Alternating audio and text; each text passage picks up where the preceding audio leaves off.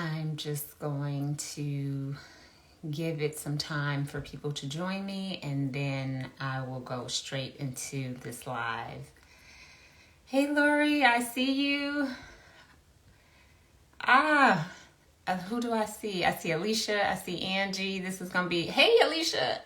This is going to be a really powerful live, and it's something that I have never shared publicly with details. I think in 2018, I gave a really brief kind of just generalization description of what happened, but never went into details. And I feel like now is the time.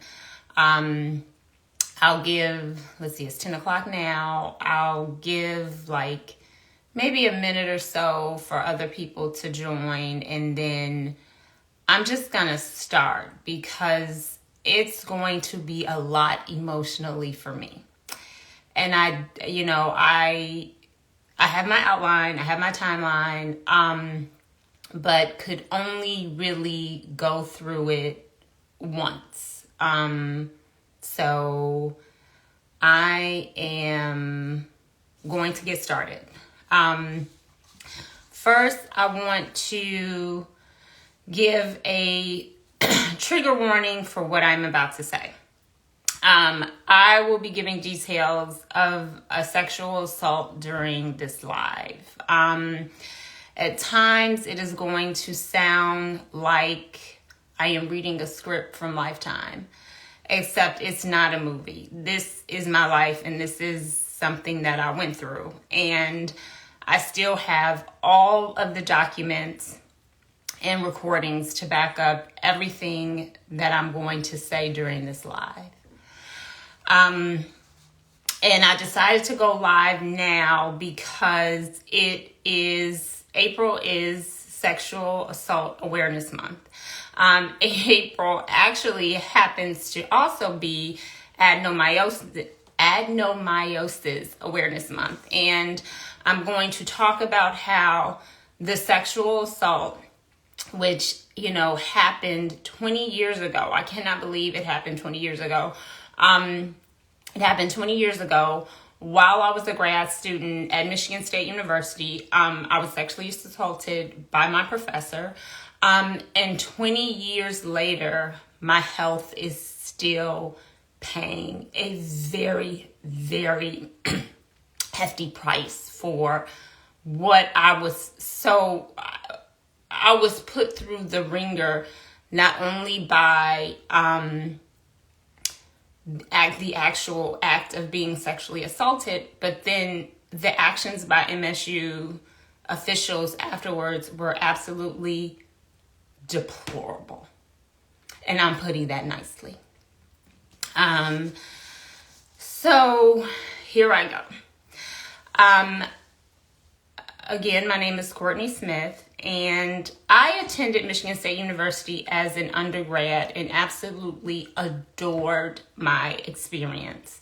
I graduated in 2000, which happens to be the last year that they won the National Basketball Championship. So I graduated a month after that happened and was so elated and just was like, oh my God, I picked the absolute best college to go to.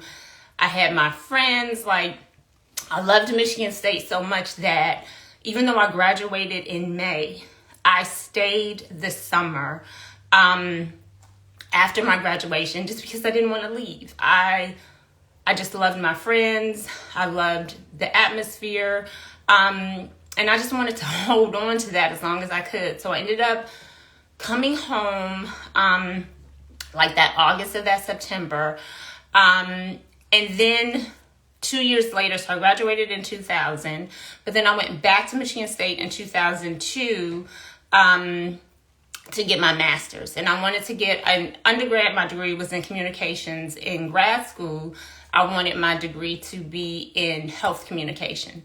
And I chose health communication because from the time I graduated until the time I applied to go to grad school, I was diagnosed with the autoimmune disease myasthenia gravis. And I started having symptoms of myasthenia gravis while I was an undergrad at Michigan State. But I was not diagnosed until a year after I had graduated. So I was diagnosed in April of 2001. And even with dealing with that, the surgery that came with that on September 11th, 2001, I had surgery to force the autoimmune disease into remission. So on the most tragic day in at least my lifetime in U.S. history, my chest was cracked open and my thymus gland was removed, hoping that the myasthenia gravis would go into remission. So even with that, like, my doctors knew that I was preparing to go to grad school, and they were very supportive. They were nervous, but they were supportive of my decision. So my recovery after the surgery was kind of rough. There was a time where I was doing a 20-40 alternate day of prednisone. And prednisone is a steroid. It's almost like it's a necessary evil. It truly helps what your problems are. Like, it truly helped my symptoms, but then it causes all this other damage. So after surgery, I was on 20 milligrams one day, alternating with 40 milligrams the next, and just going, back and forth alternate days. But I was determined to get off of prednisone, and with the help of my doctors, before I went to grad school, so within a year, I went from 20-40 every other day to 7.5 milligrams, every other day. So I had days where I was not taking prednisone, and it felt amazing. I was elated. I felt like my life was coming together. I felt like I had purpose. It was just really, I felt great. So I applied, and during this time I applied to grad school, and I'm very candid in my personal statement about having myasthenia gravis. So by the time I arrived on Michigan State's campus for grad school in August of 2002, everyone knew. It was no secret. So, and I was very adamant about, I picked health communication because I wanted to work on health campaigns. I wanted to make people aware of their health. So I started grad school, and I enrolled in a class that was CAS, which is CAS 826, and it was taught by Professor Gilbert Williams. Now, I had no idea who this man was. I didn't have him as an undergrad professor. And before I go on to give you just some context, Professor Gilbert Williams is the person who sexually assaulted me. And I'm going to get to how it even happened. I didn't know him. I didn't have him as an undergrad. And then even as having him in grad school, we didn't really have a rapport. His attitude was a bit standoffish, but everybody in the class had a bit of compassion for him because you could tell that physically there was something wrong with him. He did not have full mobility of his arms. So his arms were kind of up, towards his body. But no one questioned his health. We never brought it up. We, came to class. He came all the time. He never missed class. And his students, for the most part, we just all did our assignments. So again, this is a man that I didn't talk to outside of class. I didn't even really talk to inside of class. The only conversation I remember us having prior to the assault was we talked about my paper, and he was didn't really like my topic of my final paper, but I didn't care. I was still going to submit the paper. So fast forward to, because I had him my first semester of grad school. Towards the end of the semester, he approaches me, and he asked if I could help him with planning a party for the class that he wanted to have at the very end of the semester. It would be where everybody would turn in their final papers. And he said he wanted to do this because he felt bad that because of his health, he felt like he couldn't teach to his fullest potential. And he felt that we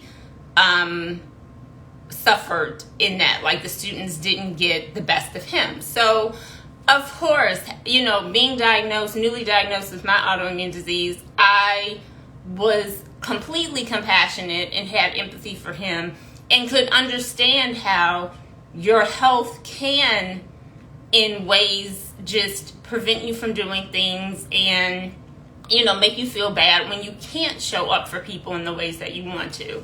So I agreed to help him. And we had determined that the helping him would take place in 3 phases. So the first phase, I would go over to his house and we would talk about the planning of it. The second phase, we would actually go grocery shopping and get all of the stuff, and, you know, I would help him set up. The second phase was me going grocery shopping, and then the third phase would be me coming back over to help set everything up. So in November of 2002, I go over to his house. We do the planning. Nothing seemed odd. He didn't hit on me. Like, nothing made me think that this man on another day was going to sexually assault me. The only thing, he seemed a bit angry at life, and I mean, I got that because he was dealing with his health, so I didn't hold that against him. So I leave. We pick a date in December for me to do the grocery shopping with him, and that's that. When the time comes for me to do the actual grocery shopping with him, I remember he insisted that he pick me up, and we were going back and forth so tough about that it almost felt like it was going to turn into an argument, and I didn't want to be in that position with my professor, so I agreed to allow him to pick me up. Again, I didn't think anything of it. I thought that maybe he was adamant about picking me up because, like, I was helping him and he didn't want me to burn gas or something like that. But I did not think that this man was setting me up to have everything at his advantage to sexually assault me. That never crossed my mind. So on December 3rd, 2002, I go grocery shopping with Professor Williams, and after we unloaded the groceries and, you know, got everything in his house, we were sitting in the living room across from each other just talking. And I remember I was sitting on an ottoman and he was sitting on the couch. So he was across from me. But at some point he gets up and he comes and he sits next to me, but he's sitting so close to me, I'm like, something is about to happen.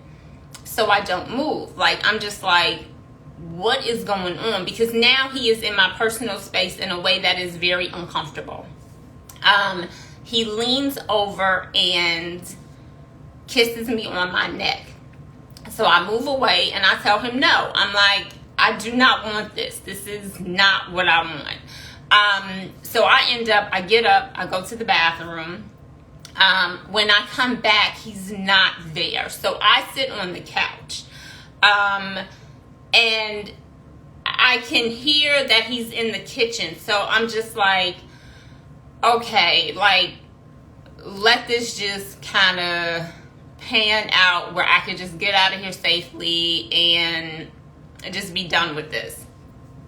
So he comes out of the kitchen, and when he comes out of the kitchen, he is charging at me. He is running. Now, mind you, this man does not have full mobility of his arms. So he can't overpower me with his arms. But what he tries to do, so he runs and he throws his body on me. Now I'm on the couch and he throws his body on me and he is yelling at me about how I need this. And I'm telling him, I don't need this. Please get off of me. Leave me alone. And then he starts yelling, well, if you don't need this, I need this, meaning he needed it. And so at this point, I am like, God, just please get me out of here safely. Like, in the moment, I wanted to start fighting him, but I didn't, because one, if I start fighting him, it's going to be like a student beat up, a disabled teacher. Okay, how does that look? Second, I didn't know if he had a gun in the house. And if he had a gun in the house, I couldn't remember if, when we came in the door, I was like, do I need a key to get out of this house? Because if I need a key to get out of this house and I start fighting him and I can't get out, I am essentially trapped. So I'm like, let me just be calm and be cool so that I can get out of here safely, so that I can report this. Because at this point, I was like, oh no, this is being reported because I've been assaulted. Then he makes mention of my grade. And at that point, I had a 4.0. Like, I had a 4.0 going into the final paper. And I'm like, why are you mentioning my grade? So I don't say anything because I don't want to give him any indication that I am about to report him. Like, I just want to get out of there safely. Because remember, I didn't drive. So this man still has to take me home. Like, this was before Uber, and I did not have the convenience of just going on my cell phone, calling for a ride. So I'm like, okay, let me just get out of here. So he takes me back home. He's saying mad inappropriate stuff like the entire time, even after the assault. I'm just like, he's saying stuff where I'm like, has this man raped people? Like, it's just really, really just crazy what's coming out of his mouth. But I knew that I was gonna report it. Like, because at this point I've been assaulted, and then he's brought my grade into this when I already had a 4.0. So the next day I call his house to let him know I'm not helping him with the rest of the planning for this party. Like, I'm not going to participate. Thank God he was not at home, or if he was, he didn't answer, because I was able to actually leave a voicemail. So I leave my voicemail, and then he starts calling me. Now, I wasn't at home during any of his calls, so he's leaving voice messages admitting to him assaulting me, and then starts making lightweight threats. So I'm like, okay, I have to report this as soon as possible. So this happened on the incident happened on December 3rd. Now, I'm going to start talking about how my experience went when I reached out to officials at Michigan State. And so I'll be giving dates and just kind of going through this timeline.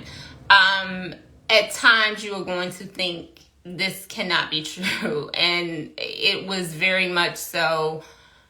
It was wild. Like, I just don't even know how I'm still standing, because Michigan State did everything in their power to try to take me out. Okay. On December 4th, I emailed Professor Dr. Sandy Smith. She was also one of my professors in grad school. In addition to being a professor in undergrad, I adored Sandy. Like, we had a really great rapport. She was always supportive. I let her know about the assault, and I also let her know that he mentioned my grade and that I wanted her to help me with my final paper, because I wanted it to be a 4.0 paper. Like, I just was like, no, you don't get to, sexually assault me and then think that you're going to change my grade because you didn't get what you wanted. She agreed. Sandy was really, really supportive. I told her what my plan in my head was. I wanted to submit my paper, but I wanted to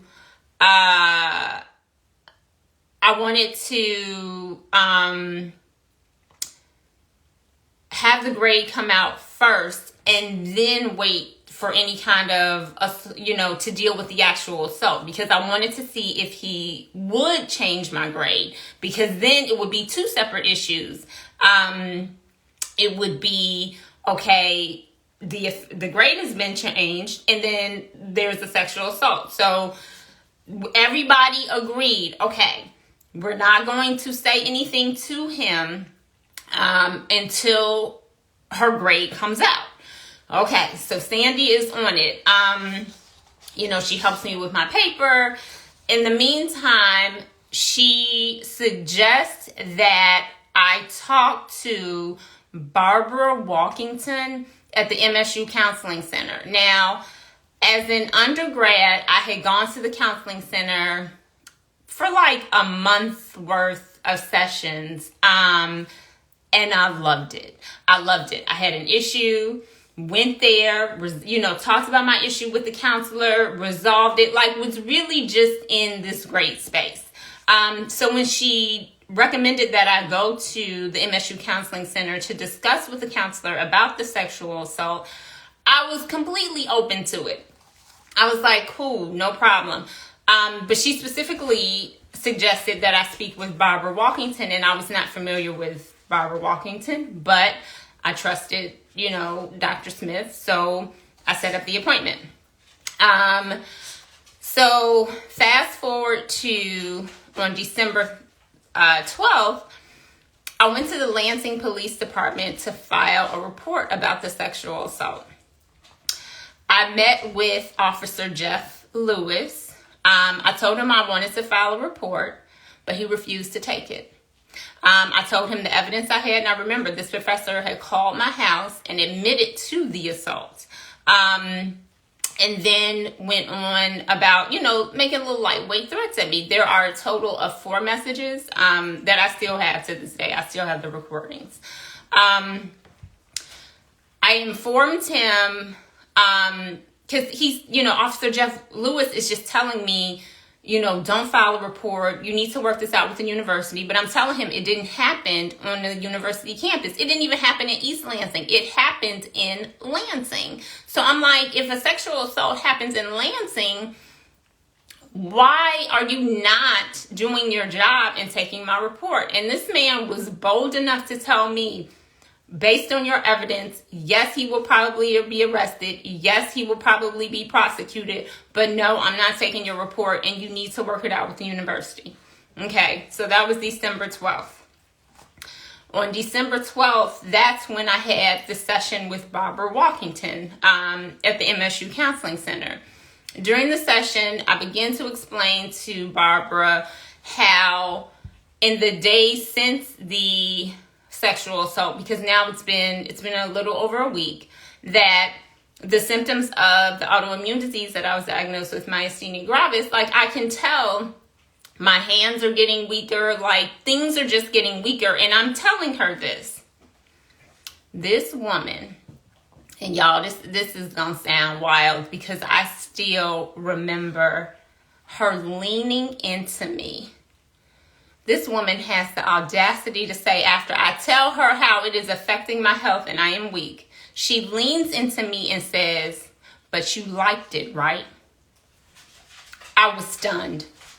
I could not say anything in that moment. I had never on that level have someone who was supposed to be holding a very safe space for me essentially turn against me. I'm like, what is going on? Now, mind you, it's the same day that the Lansing police won't take my report. So I'm like, okay, so at this point, I'm like, it's only going to get worse. And I was right. So that was December 12th. I had both those things happen on December 12th. On December 13th, I spoke with Charles Salmon, his position at that point, he was the Senior Associate Dean of the College of Communications. I spoke to him over the phone regarding my grade. My grade for Professor Williams' class had finally come out, and I received a 3.5. Now, remember, going into the final, I had a 4.0, and I had one of my professors edit my paper before I submitted it for his class. So I should have got a 4.0. Hell, I should probably have got like a 4.5 because she edited the shit out of that paper. I'm just telling you. So Chuck Salmon's next words to me after he says, okay, you got a 3.5, he says, perhaps we can put this behind us. And I'm like, wait a minute. I've always made it very clear that I wanted to, one, fight for my grade if I didn't get a 4.0, and two, file a report against him. Like, I wanted to go the full distance with, legally or whatever I could do with this situation because I had been sexually assaulted. Okay, so at this point now, I go home for break, for Christmas break, and at this point, I'm going back and forth with a bunch of MSU officials, and nothing is being done. Nothing is being done. I don't feel like I have any support. I feel like, yes, Lori, I feel like people just want to sweep this under the rug, and in sweeping it under the rug, I feel like they want to do anything and everything to take me out and to discredit me. So, feeling very alone and feeling that I had no support whatsoever at Michigan State, I emailed Anita Hill, just asking for any advice that she could give. And when I say the Anita Hill emailed me back the following day and was so incredibly supportive. Of course my friends were supportive, my family was supportive, but I felt like in that moment when she emailed me back that I was being heard and I was being believed. So that was on January 27th. On February 10th, I contacted the Michigan Department of Civil Rights to formally file a complaint against Michigan State. I spoke with Julia Almendarez, and her position, she was the rights representative. I spoke to her over the phone to file my complaint. On February, now that was February 10th.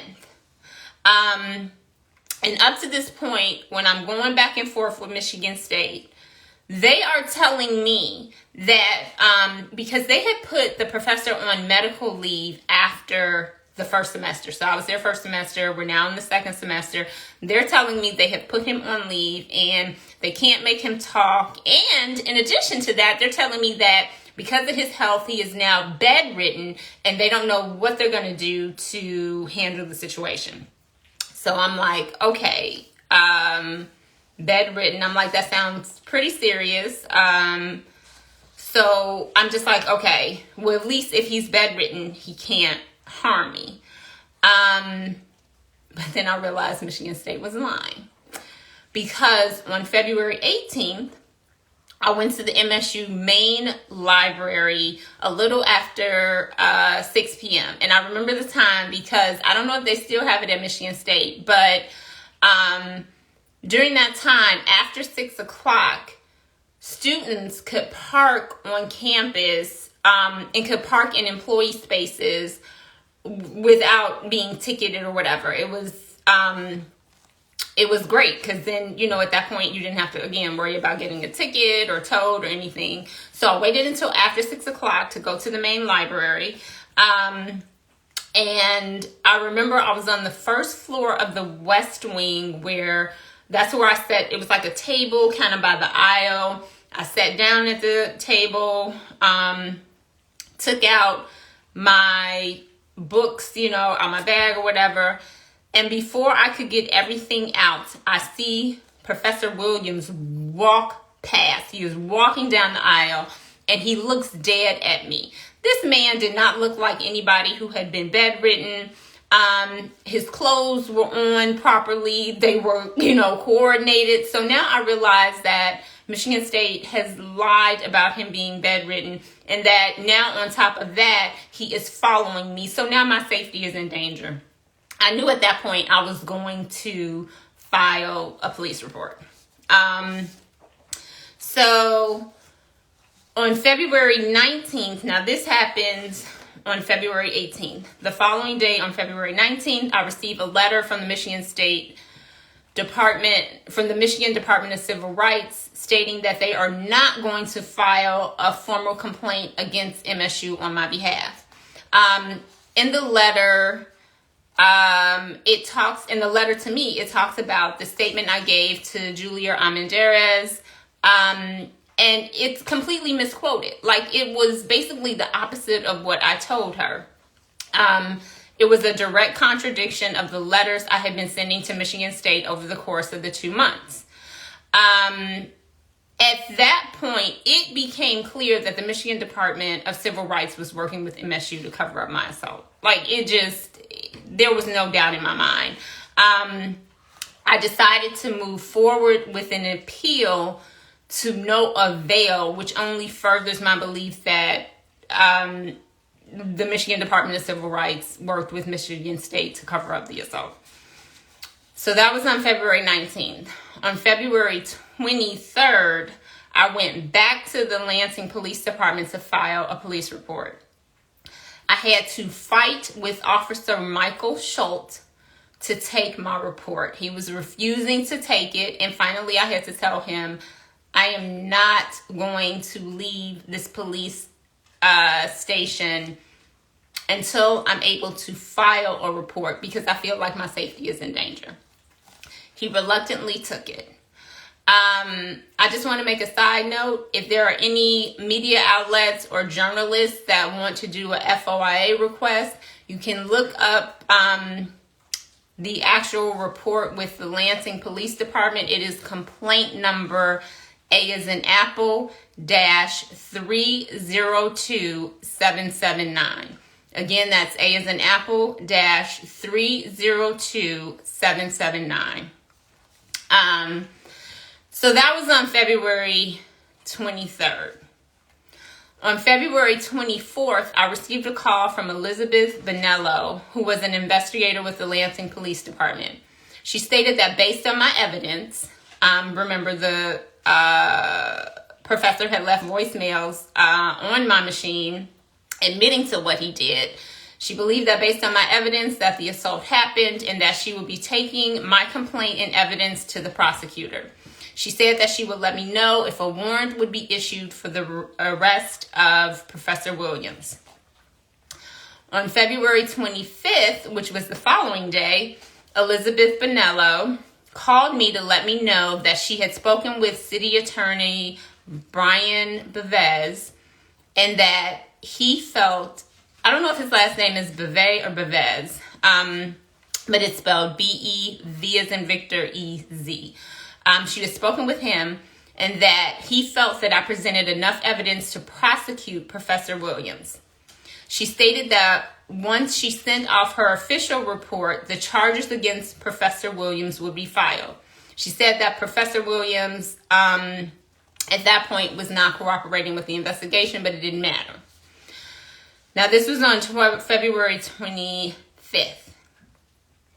On March 28th, I received a call from an MSU official stating that Professor Williams had died on March 25th.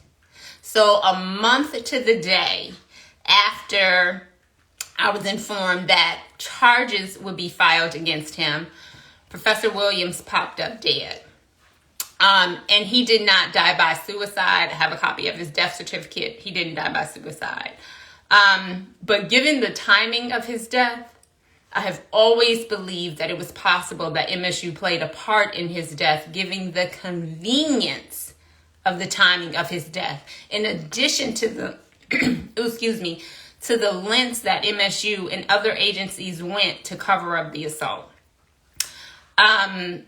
also the lies that MSU told about him being bedridden and then him following me, just added to this belief for me. So basically at this point, because he's deceased, the investigation is over. MSU made the decision to not change my grade. The Michigan Department of Civil Rights continued to say that I did not have a valid complaint. So I ended up leaving MSU after completing just 1 year of grad school. I was not going to take out additional loans for that second year only to be assaulted even more. Like, I was not gonna do it. So I left with no degree, thousands of dollars in debt, not death, because I'm pretty sure they would be glad if I had died. But thousands of dollars in debt. And I felt like a failure. I remember coming home and telling my mother, I was like, I feel like a complete failure. And my mother looked at me and she was like, you are not a failure. You just had something really bad happen to you. So now I'm going to talk about how that sexual assault has affected my health and continues to affect my health. At the beginning of this live, I talked about how I do want to touch upon one thing going back to the actual assault. Alicia asked a good question. She was like, why didn't I get an attorney? No attorney in the state of Michigan wanted to help me. I have letters stating that they would not take my case. And this was before he had died. Would not take my case. They were not, no one's going to go against Michigan State. Like, I'm pretty sure they were shocked that here was this, petite woman, from a completely different state just put up the amount of fight that I did. They weren't expecting that. But, I know how to fight for myself. That's one thing I have, I've just had parents that just have allowed me to have a voice and to, go above and beyond again to, fight for myself. So that's just what I did. It never occurred to me to ever back down or, to fold or to stop. I wanted justice and I was willing to see this to the absolute end. And I think Michigan State knew that. So I come home. Before I come home, now remember, when the assault happened in December of 2002, I was on 7.5 milligrams of prednisone every other day for the autoimmune disease myasthenia gravis. I was actually on my way of being tapered off of prednisone. When I left Michigan State University in May of 2003, I had gone up to 25 milligrams of prednisone every day. And I would stay on prednisone for another 11 years. So I was on prednisone for a total of 13 consecutive years. And I have always believed that the assault, the trauma from that just really, really, really played this really horrible, it had a horrible effect on my health. So that was dealing with that with prednisone. The assault happened December of 2002. In October of 2003, my menstrual cycles began to be so heavy that I started bleeding through my clothes. In addition to bleeding on my clothes, I started messing up chairs at work. And then I also started vomiting. Now, the vomiting wouldn't happen on every period, but it happened enough where I was like, okay, something is very, very off. Because prior to the sexual assault, I had no issues whatsoever with my menstrual cycles. None whatsoever. And at this point, the pain was just during my cycle. I didn't have pain outside of my cycle. And a lot of people didn't see the pain just because I did a really good job of showing up with a smile on my face and just kind of let the pain and agony, I kept it behind closed doors.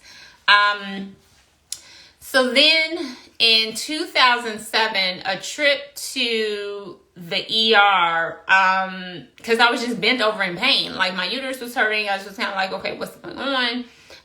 In 2007, I discovered that I had fibroid tumors. So the trauma from all of that then evolved to me developing fibroid tumors. The pain, honestly, during this time was pretty manageable, but the bleeding wasn't. So at this point, my doctor agrees that I can have surgery to have them actually removed. Because now they're starting to, they're just getting massive and it's very uncomfortable. So in June of 2009, I had surgery. I had a myomectomy to remove the fibroid tumors. I was so incredibly hopeful that I would get my life back, because at this point, the bleeding would be so bad that it would keep me indoors for a few days during my cycle. Like I really felt like I was held hostage with my cycle. So I have the surgery and my cycle does not get better. The bleeding doesn't get better. The pain doesn't get better. And I could tell that my doctor is just really baffled. My gynecologist, like I could look at him and see the alarm. Like he's just like, okay, I don't even know what else to do at this point. So I just kind of go along for 3 years. Now we're in the summer of 2012 and I start having this different pain during my cycle. I have cramps, but then there's this other pain that now is lasting until the week before my next cycle starts. So now I am in pain for 3 weeks, 3 weeks out of the month. I only have like 1 week of a pain-free life. I go on, I push through. It's crazy. I look at the amount of pushing through and it's just like, I just don't even know how I did it. But I pushed through until I am now, like the pain is so bad, I'm just screaming in pain. And it's horrific. Like my mother's looking at it. She feels helpless. Like it's just a lot. So in 2013, I start going to the ER for this pain.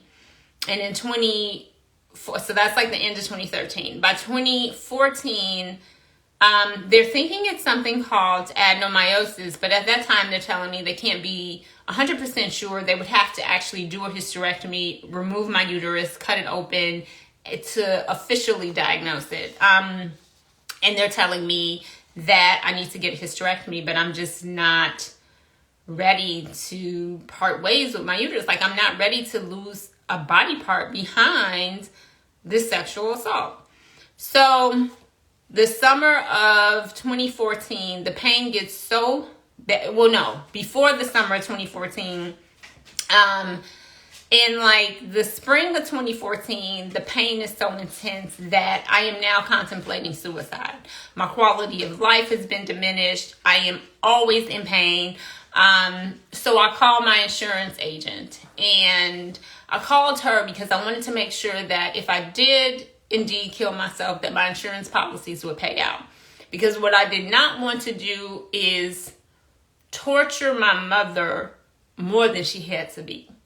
I wanted her to have money to bury me, and I wanted her to have money just to be. If I decided that I just didn't want to be here anymore. But when I called my insurance agent, she was so elated to hear my voice that I didn't have it in me to ask her about my policies. So I just kind of played it off like, I'm just calling to see how you're doing. We haven't chatted in a while. And when I hung up, I decided, okay, if I'm not going to go through with it and kill myself, that I've got to do something to try to heal and try to get to the bottom of this pain. But that summer was rough. It was really, really rough. In 2014, I started going to the ER twice a month for morphine shots. And let me tell you, I completely understand how people get addicted to morphine. When you first take it, it just takes away all of the pain. Your mind is in this incredible space. Like, I get it. So I feel very fortunate that given the amount of morphine that I've been on or I've had, that I've not become addicted, because I get how it happens. Like, I get it. So that was 2014.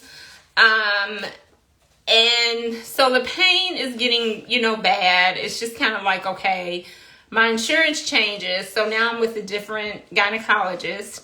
I meet with this gynecologist in January of 26. And she gives me a shot to try to help with the bleeding. And sure enough, it did help. It helped with the bleeding. It helped with the pain. I felt like I had my life back. And then at that time, I was actually working a temp job. And I felt hopeful. Like, for the first time in 4 years, my pain was not dictating my life.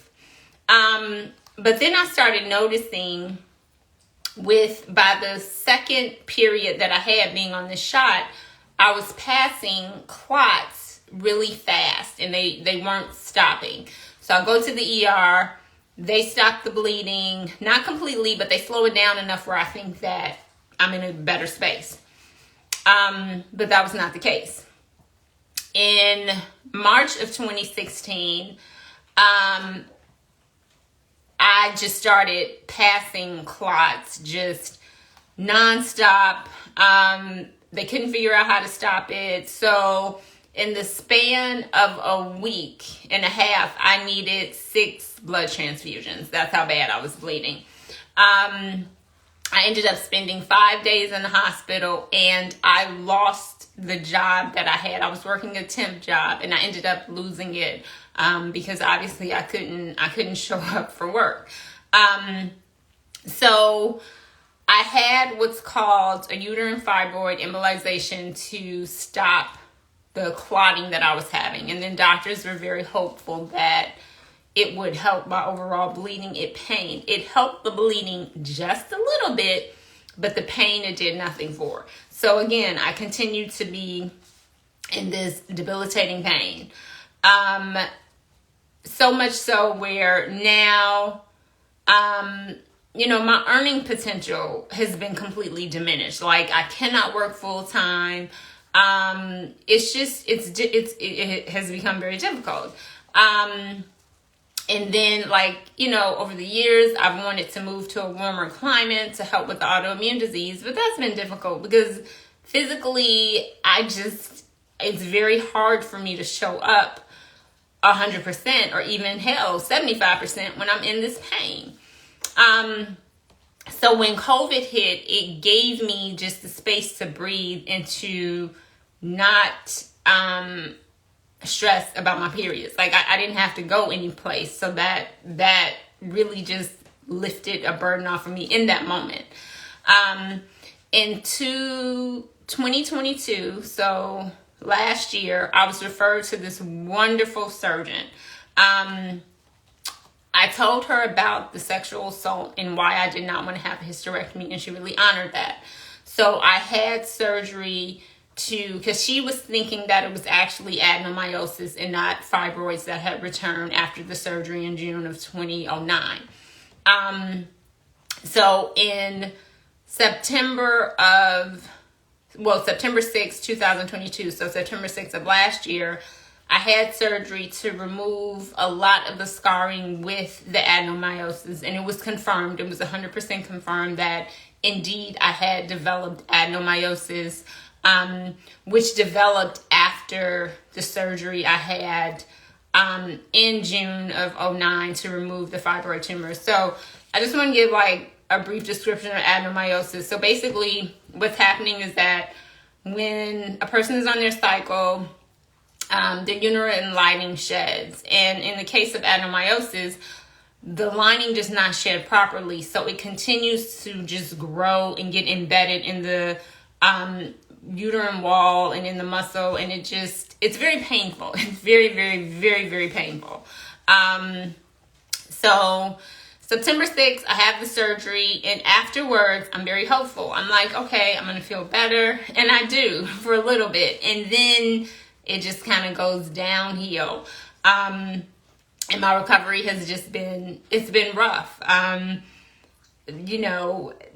The vomiting has increased during my cycles. The clots are back. Again, I feel like my quality of life is being diminished. Like it's really being diminished. So 2 weeks ago, I sent a message to my doctor just letting her know I am ready to have a hysterectomy. It was just after a moment of passing nonstop blood clots, having my hemoglobin drop 2 points in a couple weeks. Like I was doing really good at a 12.4. It dipped down to a 10.3 and then went lower after that. And I just was exhausted. Like I am just physically exhausted. 20 years of dealing with this. It's amazing. I don't look like shit every day. Like it is just truly amazing. And I can honestly say I have tried everything under the sun to heal my uterus over the years to no avail. So much so where in 2004, I was going to acupuncture regularly to deal with all of my health issues. And it actually helped the autoimmune disease, but did nothing for my uterus. Like it kept getting worse. And it's almost like the trauma from the sexual assault is embedded in my DNA. Like that's what it feels like. And I'm at the point now where I'm like, if I'm going to have my uterus removed as a result of the sexual assault I had by the hands of an MSU professor, then I am not going to be silent about my pain. I'm not going to be silent anymore. Like, over the years, again, I talked about how I've talked about the assault, but I have never named names. Like, I've just been very respectful of Michigan State and probably subconsciously protective. But I'm done. Like, if I have to lose my uterus, I'm not being silent. And I think it's important that people realize that there's so much that happens after a sexual assault. It's like, it just, how people think that victims are able to just go on with life and nothing happens. Like, everything in the world happens. Like, I've had 20 years of happening. And the details that I have provided with my health, it's just a very small portion. If I went through every detail that I went through dealing with my health, this live would literally be 2 days long. Like, we'd have to, take a food break, a rest break. Like, it would just be so long because I've dealt with so much. But, with everything that I've gone through with my health, I can honestly say I should have harmed myself or someone else because it has been a lot. The three things that have saved me mentally, physically, emotionally, and spiritually over the years are my faith in God, the love and care I receive from my village, and being a Reiki master. Teaching Reiki to my students has helped me in so many beautiful ways. And I honestly believe that it has been one of the things that mentally, even though I'm dealing with this horrific stuff with my health, even though I dealt with something very horrific with Michigan State, my mind is at ease in a way where I am in awe at times because I should not have this much peace. Like I really just shouldn't, just with the amount that I deal with my health on an everyday basis. Since my surgery, I've been on pain meds pretty much every day since September 6th. So that's a lot of pain over these last few months. But I'm going to end my live with a quote by the wonderful Zora Neale Hurston. And Zora said, if you are silent about your pain, they'll kill you and say you enjoyed it. I appreciate everyone who joined me today. I appreciate everyone who, stuck it out and listened to everything I said. I will be posting it so that, you can listen to the replay. It's a lot. And again, I want to give the trigger warning that I go into detail about being sexually assaulted by a professor at Michigan State University when I was in grad school.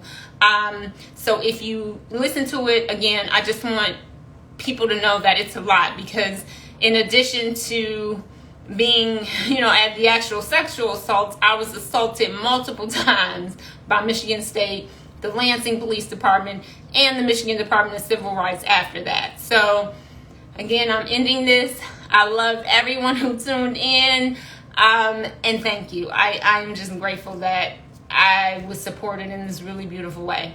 Thanks.